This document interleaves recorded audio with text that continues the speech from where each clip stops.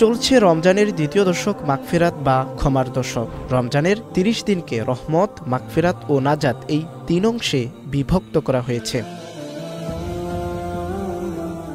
এ সম্পর্কে এক হাদিসে এসেছে, হযরত সালমান ফারসি রাদিয়াল্লাহু তাআলা আনহু থেকে বর্ণিত, তিনি বলেন, রাসূলুল্লাহ সাল্লাল্লাহু আলাইহি ওয়াসাল্লাম শাবান মাসের শেষ দিন আমাদের মাঝে খুদীব হিসেবে দাঁড়ালেন।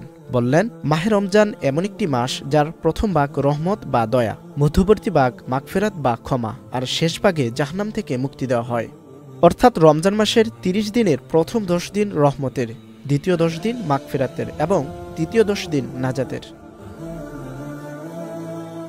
মাগফিরাতের এই দশকে প্রতিটি মুসলমানের আশা থাকে আল্লাহ তাআলা যেন তাকে ক্ষমা করে দেন। তাই মাগফিরাতের এই দশকে প্রত্যেক মুসলমানের উচিত হবে আল্লাহর কাছে বেশি বেশি তওবা ও ক্ষমা প্রার্থনা করা।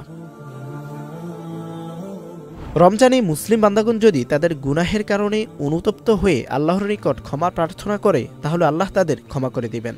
এ সম্পর্কে আল্লাহ রাব্বুল আলামিন পবিত্র কোরআনে বলেন, হে মুমিনগণ, তোমরা সবাই তওবা করো যাতে তোমরা সফলকাম হতে পারো। অন্য এতে ক্ষমা প্রার্থনার নির্দেশ দিয়ে আল্লাহ বলেন, তোমরা ক্ষমা প্রার্থনা করো আল্লাহর কাছে, আল্লাহ ক্ষমাশীল পরম দয়ালু। হাদিসে বলা হয়েছে, রাসূলুল্লাহ সাল্লাল্লাহু আলাইহি ওয়াসাল্লাম ইরশাদ করেছেন, আল্লাহ তাআলা বলেছেন, হে আমার বান্দাগণ, তোমরা রাত দিন অপরাধ করে থাকো আর আমি সব অপরাধ ক্ষমা করি। সুতরাং তোমরা আমার কাছে মাগফিরাত প্রার্থনা করো, আমি তোমাদের ক্ষমা করে দেব। তওবা ও ক্ষমা প্রার্থনা দ্বারা আল্লাহর সঙ্গে বান্দার সম্পর্ক মজবুত হয়। তাই প্রত্যেক মুমিনেরই উচিত মাগফিরাতের এই দশকে বেশি বেশি করে আল্লাহর দরবারে তওবা করা এবং গুনাহ মাফের জন্য চোখের পানি ফেলে আল্লাহর কাছে প্রার্থনা করা।